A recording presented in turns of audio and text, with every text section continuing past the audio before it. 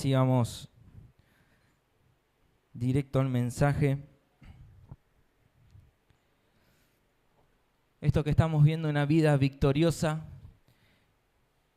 Qué lindo que es poder entender esta realidad de la victoria que Cristo ya nos concedió. Y quería que vayamos por este lado. Venía viendo, porque de una vida victoriosa está hablando nada más y nada menos que una iglesia que es imparable. Así que ese fue el título que le puse a esta administración, una iglesia imparable. Y una iglesia imparable habla de una iglesia que está marchando, de una iglesia que está en movimiento, de una iglesia que no está quieta, que no está estática, sino que está en acción. Y eso es algo de lo que estuvo compartiendo el sábado el pastor. Entonces, una iglesia que es imparable, una iglesia que está en movimiento, es una iglesia que está dando a la medida de lo que le fue demandado. Ahora es que nosotros nos tenemos que ver como esa iglesia que está dando a la medida de lo que el Señor está demandando en este tiempo. Porque no es la misma demanda para la iglesia que hace 100 años que la que tenemos hoy. Hoy, hace 100 años, la iglesia no tenía que no combatir, sino que como ir viendo cómo llegaba a las personas, porque no había TikTok, no había internet, no había todo lo que hoy tenemos, y en 100 años, y en menos en mucho tiempo, muy corto tiempo, la tecnología ha avanzado en gran manera. El sábado cumplí 33 años. Cuando yo nací, internet era prácticamente nulo. Después cuando nací, después que ya era más chiquito, bueno, ya que el internet estaba funcionando, pero vos te conectabas a internet y que no llamen a tu casa porque enseguida se te cortaba el internet. ¿Cuántos vivieron esa experiencia? Fiestas. ¿No mandaban mensajes antes de las 12 de la noche porque se saturaban las líneas y vos querías llamar a alguien a las 12 de la noche y no podía? Pregúntenle a los chicos hoy si saben qué es eso. No tienen ni idea. Y no estoy hablando que pasaron 50 años. Pasaron menos de 10 años y la tecnología ha avanzado. Entonces la iglesia no puede quedar estática en cosas que vivió hace 100 años. La iglesia tiene que estar actualizada y vivir lo que el Rey habla constantemente a nuestras vidas. Por eso es que no se trata de caminar a nuestra manera, sino que se trata de caminar a la manera que Dios ya nos dejó. Porque no es que Dios está haciendo caminos nuevos, Él ya nos dejó un camino en el cual la iglesia tiene que caminar, tiene que marchar, tiene que moverse. Busque por favor Isaías 55, versículo 6.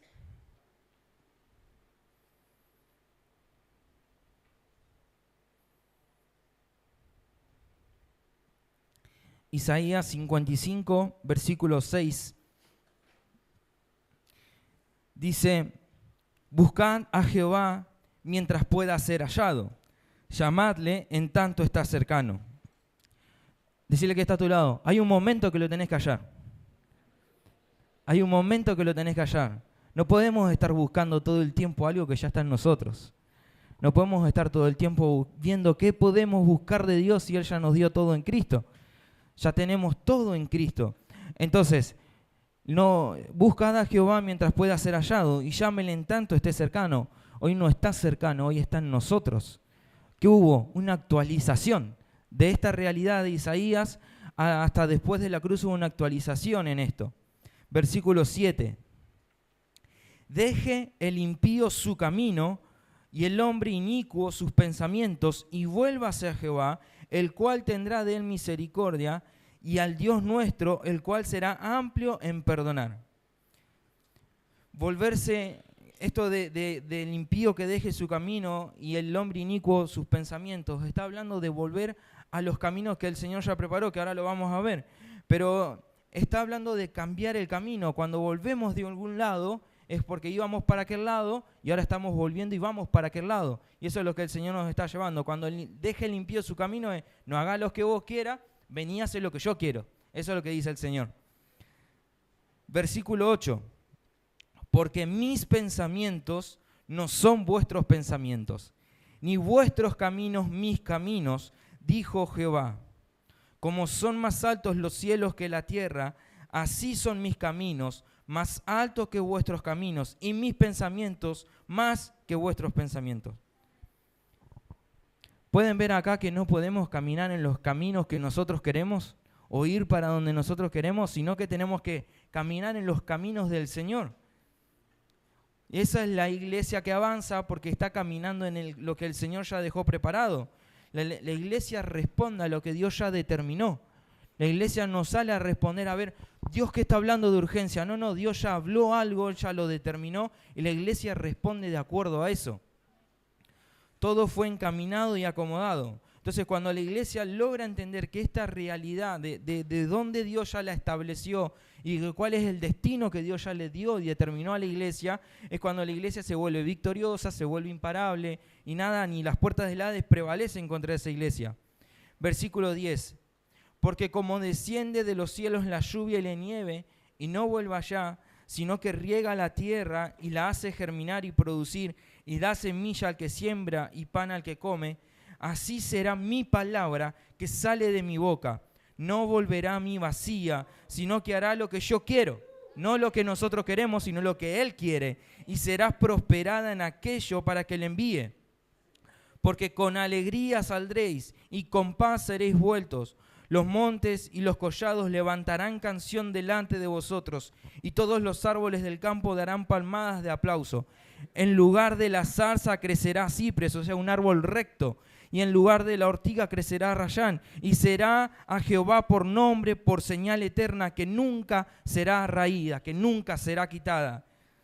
Y esta palabra no le fue dada a un nombre, le fue dada a la iglesia. No le fue dada a una persona, no le fue dada a Isaías, sino que esta palabra le fue dada a la iglesia para que viva de acuerdo a lo que Dios ya preparó. Porque cuando la iglesia empiece a funcionar en lo que Dios ya preparó, las evidencias van a ser claras. Va a haber evidencias a las naciones de que el rey sigue reinando, de que el rey sigue gobernando, de que el rey está por encima de todo. Esta es la realidad de una iglesia victoriosa que le rinde todo al Padre y que vive de acuerdo a lo que Dios quiere. No de acuerdo a sus deseos, sino de acuerdo a lo que Dios quiere. Y ese es el lugar al que tenemos que llegar como iglesia. Mientras tanto, el camino no va a ser fácil, no va a ser sencillo, no va a ser nada de taquito, como decimos comúnmente, sino que va a ser algo que va a costarnos. Porque llegar al lugar donde el Señor quiere que lleguemos, no es algo que nos va a resultar con algo fácil. ¿Por qué? Porque es que tuvo que Jesús venir, morir en la cruz y vencer.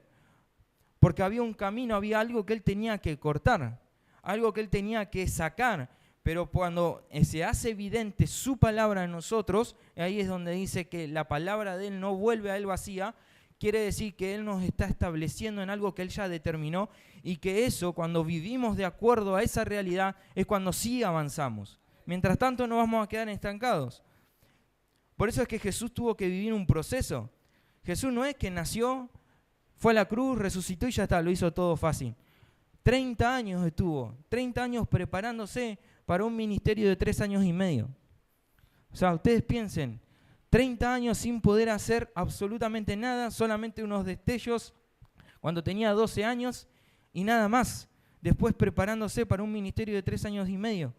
O sea que nosotros a veces queremos que Dios no haga todo rápido porque queremos tener un ministerio de 30 años en 3 años y medio. Cuando para Dios es al revés.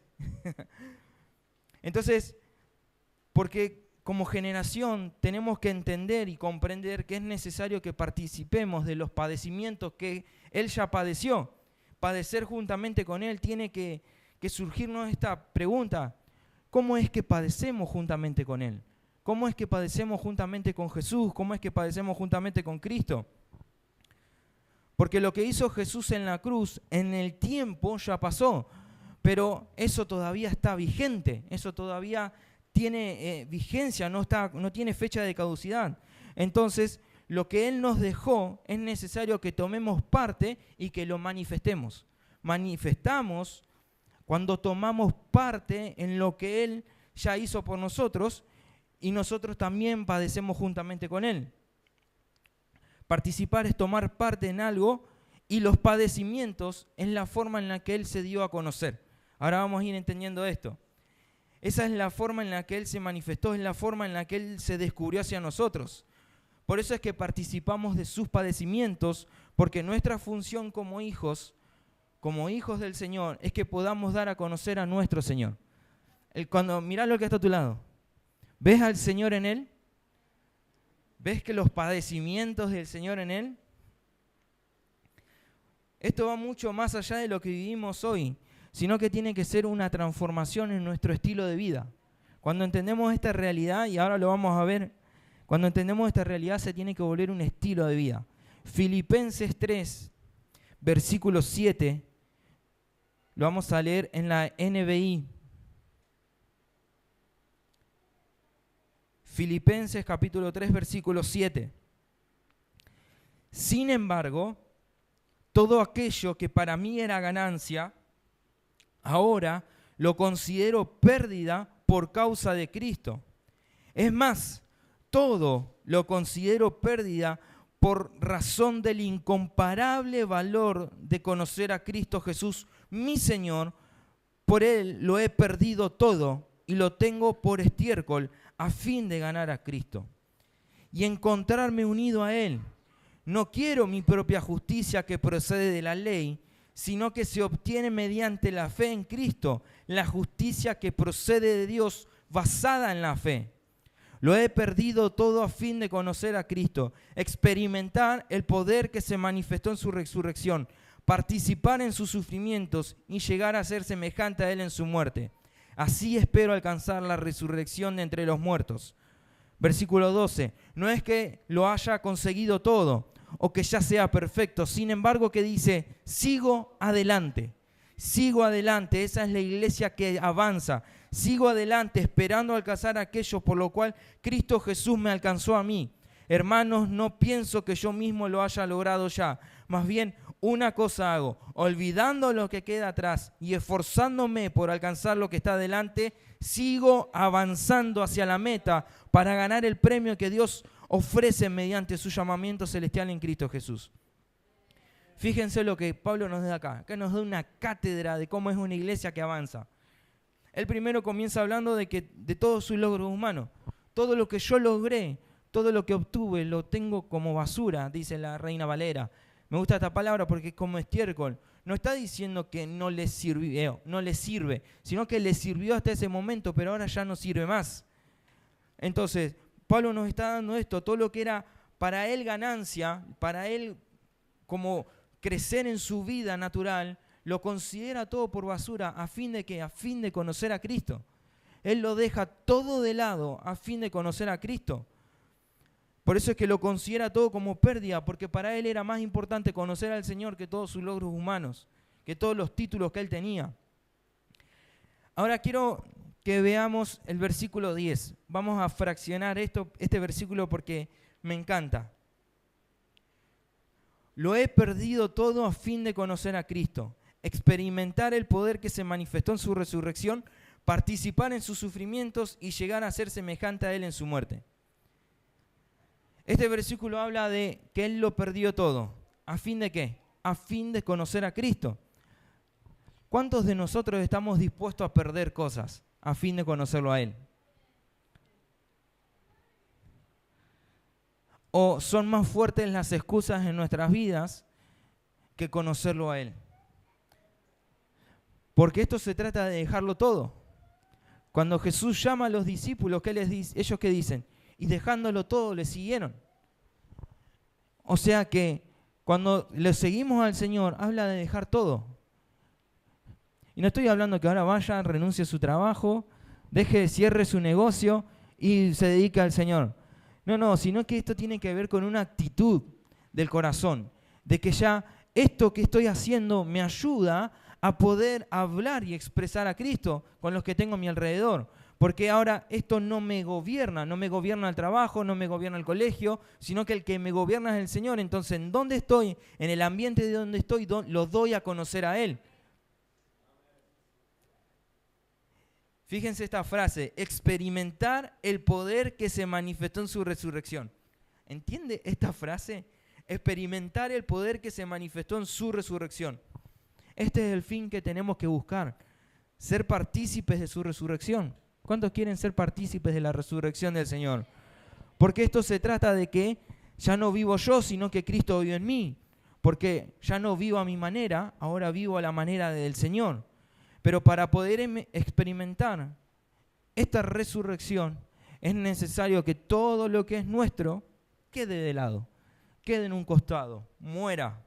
Esa es la única forma en la que la resurrección se va a hacer evidente, se va a hacer real en nosotros. Mientras sigamos viviendo a nuestra manera, les tengo una mala noticia, no va a haber avance. No vamos a disfrutar nunca de la resurrección. Mientras viva como yo quiero, no voy a poder disfrutar de la resurrección. Después dice participar de sus sufrimientos. Nos unimos a Él para que su vida sea expresada, para que su vida sea vista, porque la mayor expresión de amor del Señor fue en una cruz. La mayor expresión de amor del Señor fue en la cruz. Él nos amó en la cruz. Por lo tanto, también nosotros nos tenemos que unir a Él, nos tenemos que unir a esa cruz para conocer este amor. Sin la cruz no puedo conocer el amor de Dios. Por eso es que es necesario que marquemos una diferencia en todo lo que hacemos. Porque no somos nosotros, sino que es Él en nosotros, que es Cristo en nosotros, dándose a conocer por medio de cada uno de nosotros. Y llegar a ser semejante a Él en su muerte. Esto, ¡boom!, tiene que hacernos en la cabeza. Y llegar a ser semejante a Él en su muerte. Ya no vivo yo, sino que Cristo vive en mí. Esa es la forma de llegar a ser semejantes a Él en su muerte. Porque Él fue fiel hasta el final. Él fue fiel hasta la muerte y la muerte de cruz. Él fue obediente. Eso es lo que necesitamos en este tiempo, una generación que sea obediente. Hijos obedientes, hijos que obedecen la voz del Señor. Y eso es lo que marca la diferencia.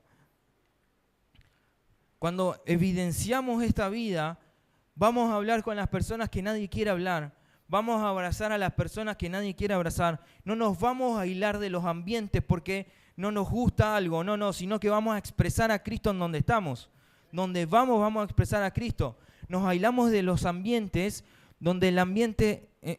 porque me refiero a esto, no sé, no es lo mismo, voy a expresar el amor del Señor, me voy al boliche. No, ahí no voy a expresar el amor del Señor, ahí quiero expresar otra cosa. Pero cuando estoy con mis compañeros y hablan de una forma, ahí es donde evidencio yo y salgo y hablo de otra forma.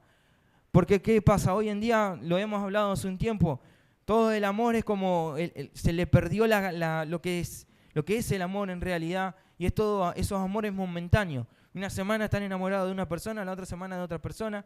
Y ese es el amor que hoy se considera. Entonces, cuando Cristo está haciéndose manifestado en mí, voy a expresar el amor de otra forma. Entonces, no voy a amar a la persona por como es, sino que voy a amar a la persona porque Cristo me ama muy bien, entonces quiero expresar ese amor en Él, en ella. Porque les voy a dar a conocer esto. Por eso es que una generación obediente entiende que esto se trata de entender lo que significó la cruz. La cruz no sucedió hace 2000 años atrás. La cruz es un hecho vigente, es un hecho eterno que todavía se tiene que seguir tratando en nosotros. Todo se trata de Él. La cruz no son dos palos cruzados, sino que es la cruz. Es la forma de expresar su amor. Todos los días tenemos que pasar por la cruz. Viene una situación a tu vida y vos, no sé, vamos a una desobediencia de los hijos. Y vos antes, ¿cómo actuabas? Enseguida cazabas el cinto, ¡plá! Y eso para vos era la cruz. ¿Conocés el amor del Señor? Le daba con la Biblia. Pero claro, eso actuabas de antes. Ahora, cuando pasaste por la cruz, tu forma de expresar va a ser distinta. Entonces, ahí vas a empezar, bueno, a ver, ¿por qué llegamos a esto? Vamos a la raíz. Vamos a la raíz de esto. Y bueno, entonces tu carácter empieza a ser procesado. O antes actuabas de una forma, ahora porque pasaste de la cruz actúas de otra forma.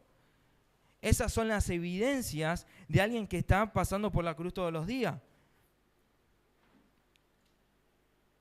Todos los días, la cruz es vigente todos los días. Cuando pasamos por la cruz es cuando marcamos la diferencia. Por eso Jesús dice, la hora ha llegado y ahora es. Jesús marcó la diferencia. Jesús marcó el tiempo. Ahora, nosotros marcamos la hora o las circunstancias marcan la hora en nuestras vidas. Y esa es la iglesia que somos nosotros y que tenemos que llegar. Y todo lo que estamos viviendo hoy es para que podamos comprender nuestra función como iglesia, que empieza desde nuestras casas, que empieza desde nuestra vida, desde nuestro interior, desde la intimidad. Entonces, cuando entendemos esto de la iglesia, que tiene que avanzar, toda nuestra perspectiva de vida va a cambiar. Y ahí es donde decimos, no, voy a padecer juntamente con Él. Y ahora vamos a ver unos ejemplos para que podamos entender esto. Yo lo he compartido hace un tiempo atrás, no me acuerdo cuándo, pero quiero que busquen por favor 2 Samuel 23, versículo 14.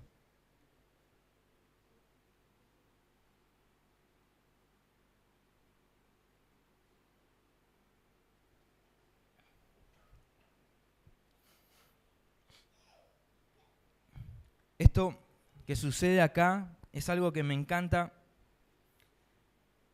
por la actitud de estas personas. 2 Samuel 23, versículo 14 dice, David entonces estaba en el lugar fuerte y había en Belén una guarnición de filisteos. Y David dijo con vehemencia, ¿quién me diera a beber del agua del pozo de Belén que está junto a la puerta?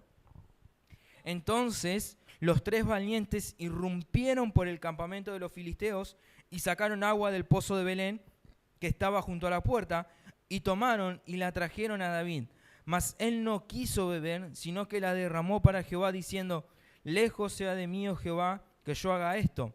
¿He de beber yo la sangre de los varones que fueron con peligro de su vida? Y no quiso beberla. Los 3 valientes hicieron esto y bueno, acá continúa narrando cosas de los valientes. Ahora quiero que entendamos esta realidad. Estas 3 personas que nombra acá, primero, eran personas que estaban escondidas en una cueva. Personas que tenían deudas, que los perseguían porque los querían matar, que los perseguían los acreedores. ¿Cuánto lo persiguen los acreedores? Eran personas que estaban escondidas. Personas que lo único que estaban haciendo ahí era esperando que pase el tiempo, nada más. No tenían perspectiva de nada, no tenían un pensamiento a futuro, no tenían nada para adelante. Estaban estancados ahí, escondidos en una cueva. Y David llega a esa cueva porque es perseguido por el rey Saúl. Entonces cuando llega ahí él para esconderse, se encuentra con toda esta gente. Y él, cuando le aparece a esta gente, él les cambió su forma de pensar. Ustedes piensen esto. Los valientes de David, que estaban escondidos en una cueva, ahora son 3 locos que irrumpen en un campamento filisteo para buscar agua. Nada más. No fueron a hacer otra cosa. Cuando David aparece eran personas que no tenían rumbo y de repente ahora tienen un rumbo, tienen alguien a quien obedecer, alguien a quien seguir. Y eso es lo que tiene que pasar en nuestras vidas cuando Cristo aparece, cuando Cristo se manifiesta a nosotros, porque ya no estamos escondidos en una cueva, sino que ahora salimos de ahí, salimos de esa tumba donde nosotros estamos y por eso es que nos expresamos en su resurrección, porque Él cambia nuestra vida, Él nos saca de la derrota y nos lleva a un triunfo, Él nos saca de la vergüenza y de la escasez y nos traslada a un reino que es inconmovible, a un reino que está en victoria constante, porque cuando Cristo aparece en nuestra historia, dejamos de escribir nuestro propio guión para vivir lo que Él ya determinó para nosotros. Pero me llama la atención esto. Dice que David dijo con vehemencia, ¿quién me diera de beber del agua del pozo que está en Belén junto a la puerta? Y estos 3 valientes que irrumpen en el campamento filisteo, dice que entraron al campamento y que sacaron el agua y se la llevaron a David.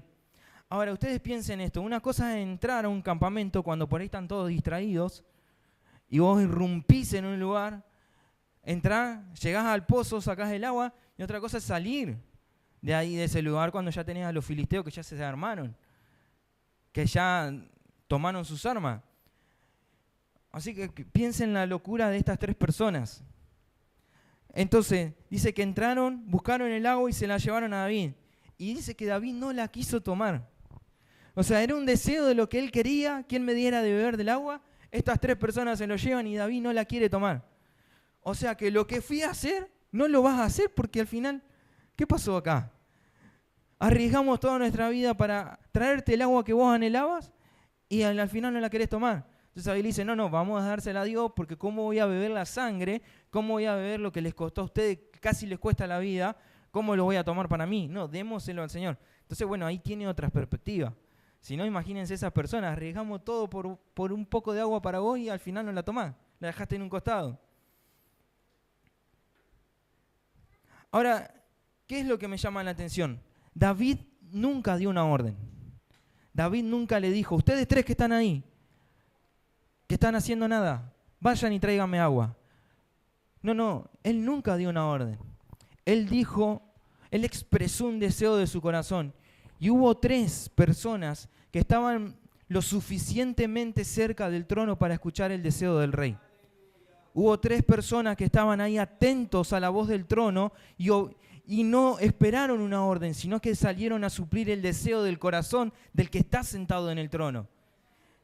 Entonces, eso es lo que quiero resaltar acá. Primero, ellos estaban lo suficientemente cerca del trono, porque si escucharon lo que David dijo con vehemencia es porque estaban cerca. Estaban cerca del trono para escuchar los deseos del que está sentado en el trono. Y segundo, ellos accionaron al escuchar el deseo del que estaba en el trono. Ellos enseguida respondieron para satisfacer el anhelo del deseo del corazón del que estaba ahí. No esperaron en la reunión. A ver, bueno, vamos a juntarnos con los demás, a ver qué podemos hacer, qué planeamos. Vamos a ver, convoquemos más valientes, a ver, llamemos más. No, dice que ellos accionaron enseguida y enseguida salieron a hacer lo que el rey quería. Entonces, por eso es que quiero que nos identifiquemos con estos valientes. ¿Estamos lo suficientemente cerca del trono para escuchar los deseos del corazón del que está en el trono? ¿Estamos lo suficientemente cerca para oír lo que el rey quiere? Hoy no estamos pensando en llevar agua, sino que estamos pensando en rendirnos a Él constantemente, porque ya no es el agua la ofrenda, ahora no somos nosotros la ofrenda al Señor. Entonces, hay una generación que está dispuesta a dejar todo por seguirlo a Él. Hay una generación que arriesgue todo con tal de obedecer al Rey. Las respuestas a esa pregunta están solo en nosotros, si queremos ser o no queremos ser la expresión del Señor de Cristo en la tierra. Porque esto demanda obediencia, esto demanda,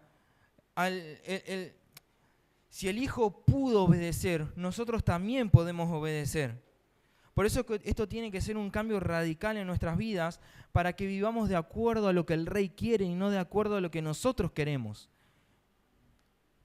Decirle al que está a tu lado, codialo, no es fácil obedecer.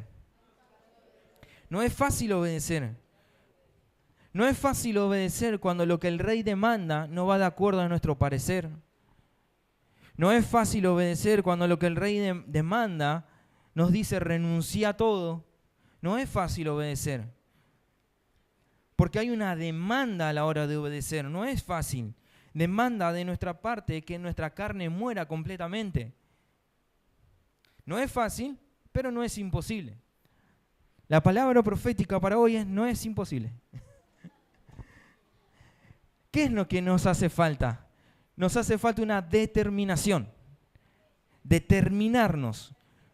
Me determino a seguir al Rey. Me determino a obedecer al Rey. O no quiero determinarme a esto y prefiero seguir haciendo lo que yo quiero. Porque el Rey no viene a imponernos nada a nosotros. Por eso es que justamente este hecho que sucede acá en 2 de Samuel que vimos, el Rey no dio una orden, sino que fue un anhelo, pero los que estaban cerca respondieron a lo que él anhelaba. Y eso es lo que el Rey está haciendo nosotros. Él anhela que nosotros obedezcamos su voz, pero no nos impone obedecernos. Por eso es que esto se trata de determinarnos. El mejor ejemplo que podemos tener, Juan 5:19. Jesús siempre es el mejor ejemplo en todo.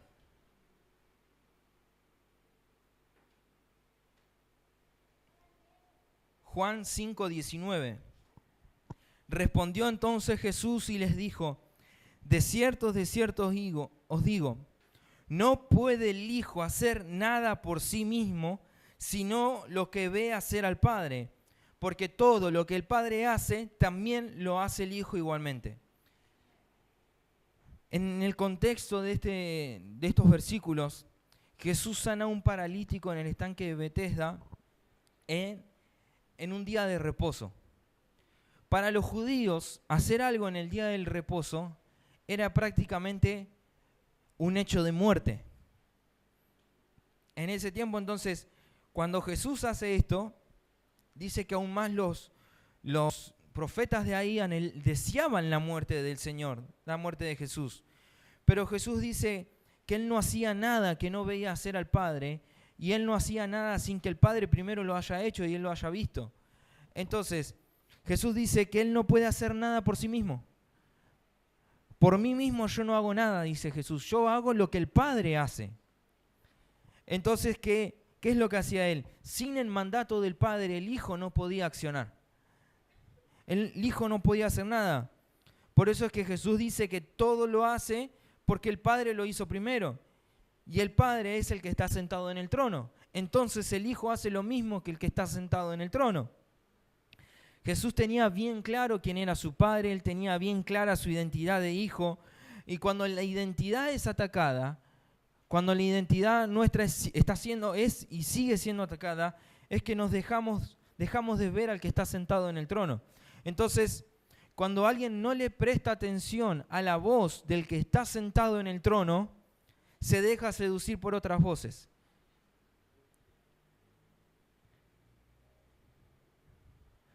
Lo que leímos recién en 2 de Samuel eran personas que estaban prestando atención a la voz, prestando atención.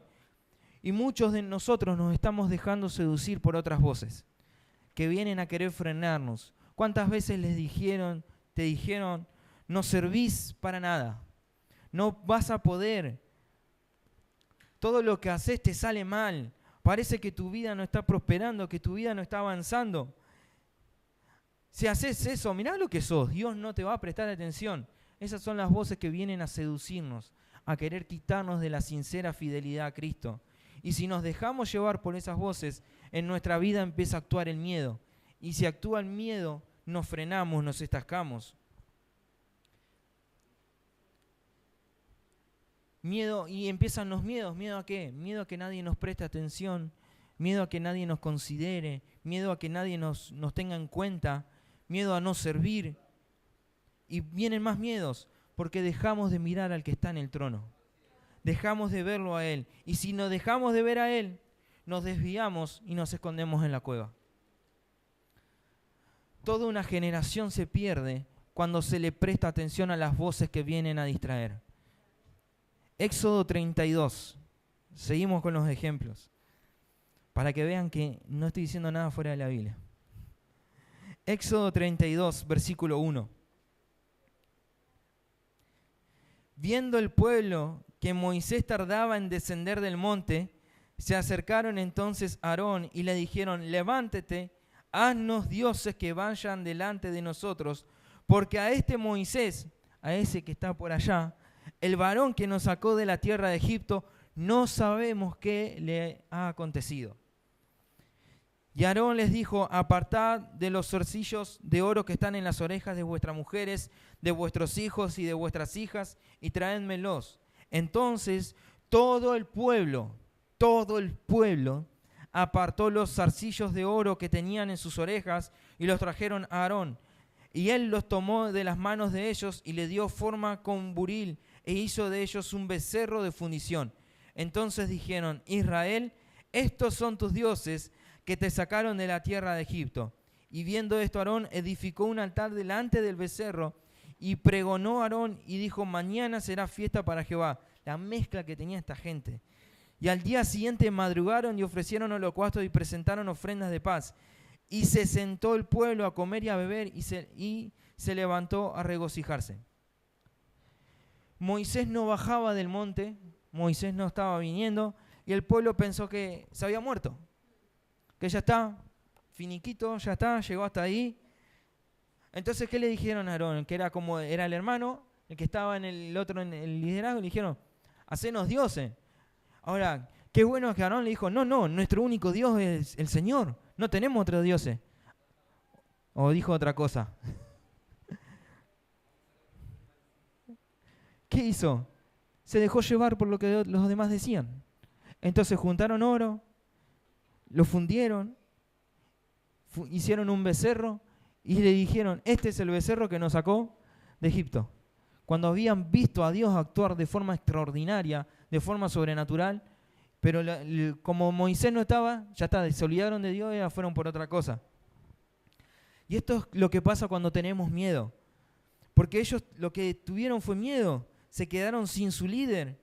Entonces, ¿qué hicieron? Lo más fácil, volvemos para atrás, vamos a los dioses. ¿Qué vamos? Vamos a nuestras costumbres, al lugar donde ellos se sentían más cómodos y entonces adoraron a otros dioses. Y no solo le pasa a ellos, les pasó a los discípulos. Jesús, 3 días se fue y ya habían vuelto a la pesca. Hoy nosotros no hacemos becerros de oro, pero sí nos volvemos a lo más fácil. Dios nos demanda y cuando Dios nos empieza a demandar, ay, ya no quiero. Entonces prefiero escuchar otras voces, vuelvo al mismo lugar de donde Dios me había sacado, vuelvo al lugar de donde Dios ya me había limpiado, me había sacado para hacer exactamente lo que Dios no quiere que hagamos. ¿Pero por qué? Porque es más fácil. Es más fácil juntarse con gente que no tiene nuestros mismos anhelos, nuestros mismos deseos. Es más fácil juntarse con gente que no está teniendo la misma perspectiva de vida que nosotros. Porque eso es lo más fácil. Es lo más sencillo para nosotros, volvernos atrás, volvernos a los deseos de la carne. Porque tenemos una supuesta seguridad de que esto va a durar un corto tiempo, pero no reconocemos o no queremos reconocer que necesitamos escuchar la voz de Dios nuevamente. Ahora, fíjense que Dios se enojó con el pueblo. Y esta secuencia es extraordinaria. Versículo 9. Dijo más Jehová a Moisés, yo he visto a este pueblo, que por cierto es pueblo de dura cerviz. Traducción al castellano, son cabezas duras. Ahora pues, fíjense que Dios le está pidiendo permiso a Moisés. Ahora pues déjame que se encienda mi ira en ellos y los consuma, y de ti yo haré una nación grande. Entonces Moisés oró en presencia de Jehová su Dios y dijo, oh Jehová, ¿por qué se encenderá tu furor contra tu pueblo, que tú sacaste de la tierra de Egipto con gran poder y con mano fuerte? ¿Por qué han de hablar los egipcios diciendo, para mal los sacó, para matarlos en los montes y para raerlos sobre la faz de la tierra? Vuélvete del ardor de tu ira y arrepiéntete de este mal contra tu pueblo. ¿Entienden esta secuencia? Moisés orando y diciéndole al Señor, arrepentite de lo que dijiste. Fíjense lo que Él está haciendo. Pero ahora, ¿qué es lo que muchas veces consideramos Dios? Dios se arrepintió. Dios no es hombre para arrepentirse. ¿Qué hizo Dios? Los expulsó a todos. Listo, bueno, no, ninguno de los que salieron de Egipto, solo 2 personas entraron a la tierra prometida. Todo el resto quedó en el desierto. Todo el resto se quedó perdido. Ahora, esa es la versión que leemos en la Biblia, pero hay una versión espiritual de esto. ¿Qué hizo Dios? Agarró a todo el pueblo de Israel porque Moisés fue el mediador en ese momento entre el pueblo y Dios. Moisés fue el mediador. Entonces, ¿qué hizo Dios? Metió a todo el pueblo en Moisés, lo bautizó a todo el pueblo en Moisés, y Moisés, cuando golpea la roca, que es lo que dice la palabra, dice que él no entra a la tierra prometida porque desobedeció a Dios. ¿Por qué esto va más profundo que eso? Porque todo el pueblo estaba sumergido en él. Entonces, por causa de Moisés, él no puede entrar a la tierra prometida porque Dios sumergió a todo el pueblo en él. Y ahora él no era digno de entrar a la tierra prometida. Pero hubo alguien que sí vino, que nos sumergió a todos en él, y él sí era digno de entrar a la tierra. Entonces él nos habilitó a nosotros. Moisés no pudo, pero Cristo sí pudo.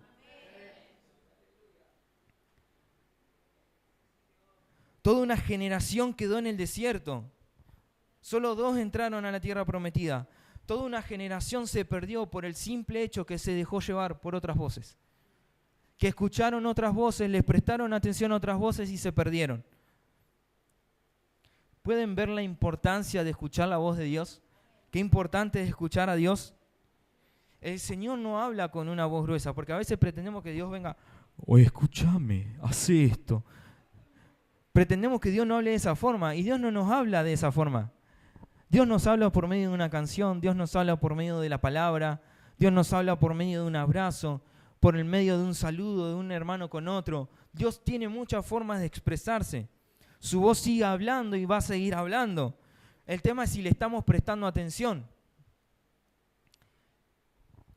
Obedecer al Señor requiere que pongas toda tu atención en Él, que todos tus sentidos estén puestos en Él. Porque lo que estamos hablando puede catapultarnos en el propósito o puede dejarnos en el camino. Todo depende de qué es lo que queremos hacer.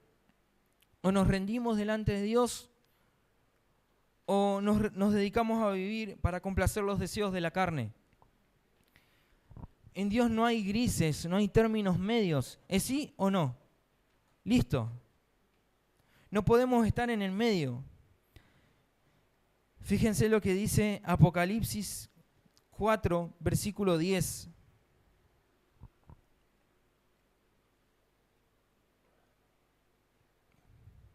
Yo sé que están todos con calor, pero ya me queda poquito. Apocalipsis 4:10 dice: los 24 ancianos se postraban delante del que está sentado en el trono y adoran al que vive por los siglos de los siglos y echan sus coronas delante del trono diciendo: Señor, digno eres de recibir la gloria y la honra y el poder, porque tú creaste todas las cosas y por tu voluntad existen y fueron creadas. Juan está tratando de explicar con las palabras lo que él pudo ver del Señor, lo que el Señor le estaba mostrando, pero dice que estos 24 ancianos se postraron delante del trono y que adoraron y echaban sus coronas. Esas coronas son nuestros pensamientos. Le rendimos nuestros pensamientos al Señor. Todos nuestros pensamientos tienen que ser rendidos delante de Dios. No podemos obedecer si no estamos postrados delante de Él. No vamos a poder obedecer. Hay una migración en la obediencia delante del trono. Leímos en 2 Samuel, eran 3 obedeciendo. Apocalipsis, 24 ancianos. Y hoy entendemos que todos nosotros estamos delante del trono, rendidos, postrados ante Él, arrojando nuestras coronas, arrojando todos nuestros pensamientos, nuestros anhelos, nuestros deseos. Porque si decidimos obedecer al Señor, siempre que obedecemos vamos a ir en crecimiento. No nos podemos quedar estancados si hay obediencia. No nos podemos quedar en el mismo lugar si le rendimos todo al Señor. Nada queda en el mismo lugar cuando le rendimos todo al Señor. Nada queda en el mismo lugar cuando lo obedecemos. Siempre hay avance. El tema es que ese avance duele. Ese avance molesta. Duele porque la obediencia demanda mucho de nosotros. Demanda muerte de nuestro carácter, muerte de nuestros pensamientos, muerte de nuestra carne. Lo que dijo Jesús en Juan que leímos, esto le costó, lo llevó a la cruz. Pero esa es la cruz que le dio la victoria eterna. Hoy el camino puede parecer difícil, pero cuando la carne tiene cada vez menos poder sobre nosotros, más espacio le damos a Dios para que ser parte del propósito eterno. Entonces, mientras más lugar tenga Cristo en nosotros, más nos vamos a parecer a Él. Y eso es lo que el mundo necesita. El mundo necesita a Cristo. Y Cristo es evidente, se manifiesta por medio de una generación que le obedece, que está dispuesta a obedecerle en todo. Un resumen rápido de lo que vimos. Tenemos que estar cerca del trono, que nos hace escuchar aún hasta los latidos del Rey. Tenemos que estar dispuestos a obedecer la voz del Rey. Tenemos que estar rendidos, tenemos que estar muertos a la carne para que Cristo sea expresado. Solo los que obedecen dan a la medida. Tenemos que padecer juntamente con Él. Y todo eso nos hace una iglesia imparable.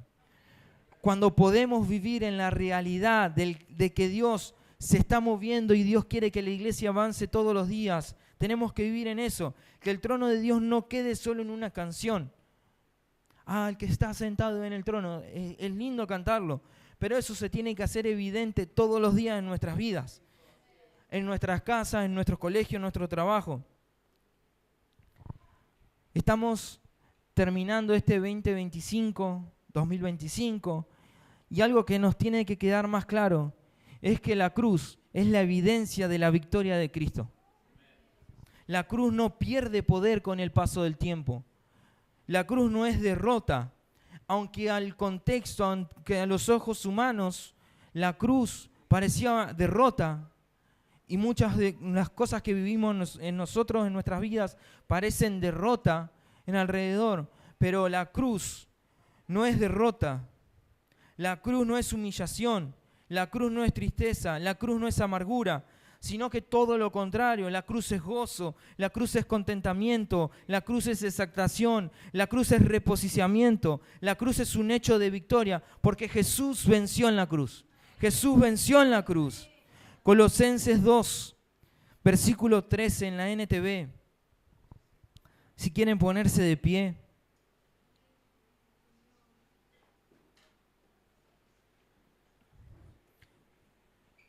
Dice, ustedes estaban muertos a causa de sus pecados y porque aún no le habían quitado la naturaleza pecaminosa. Entonces Dios le dio vida con Cristo al perdonar todos nuestros pecados.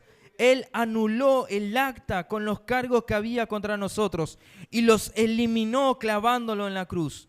De esa manera desarmó a los gobernantes y a las autoridades espirituales, los avergonzó públicamente con su victoria sobre ellos en la cruz.